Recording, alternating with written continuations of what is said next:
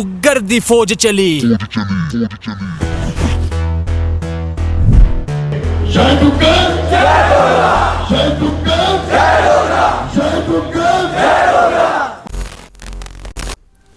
सर पर जुनू सवार था, मौसम भी खराब था, लेकिन माथे पे शिकन तक ना आई। पहले अकेला चला था, फिर हिम्मत देख इसकी दुनिया भी चली आई।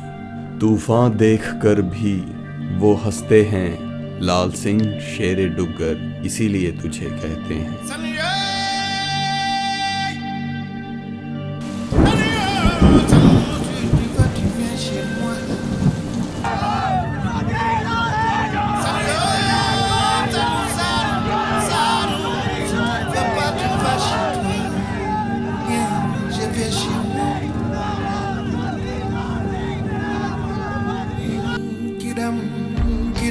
Kidam gada ya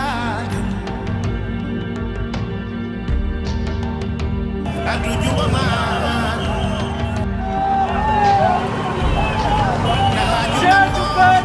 डोगरा उसके दिखा दो कुछ भी आओ ना।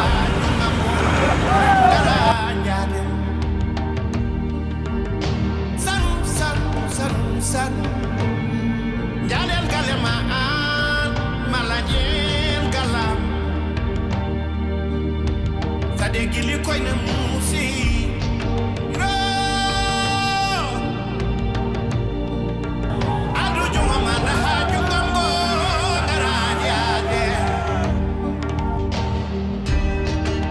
gili koy na musi mbala koy ma gili na jade berbe sanu si tu veux tu viens chez moi.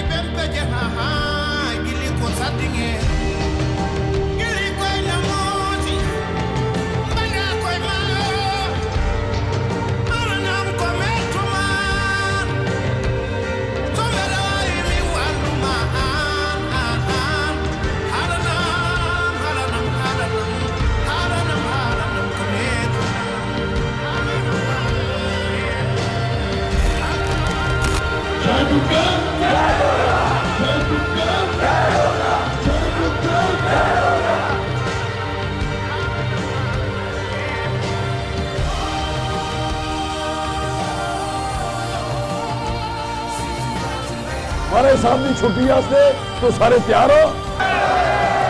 अब खड़े सारे अब खड़े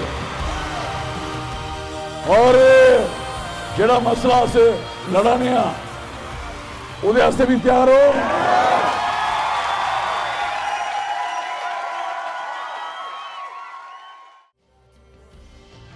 लोगों ने कहा नामुमकिन है, तजुर्बे ने कहा इसमें जोखिम भी कम नहीं है,